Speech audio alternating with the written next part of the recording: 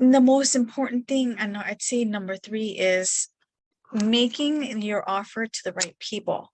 If you haven't taken the time to create your offer and then actually be clear with your niche, you're probably selling to the wrong people. That's why you're not getting any sales.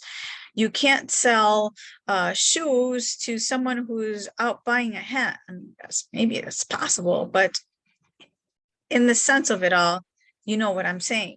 So that is the most important thing too. I see people talking to the wrong client, someone who's potentially not interested. I specialize in working with spiritual entrepreneurs. So a spiritual entrepreneur wouldn't be trying to sell some different kind of service if the clients aren't in some type of personal development world, right?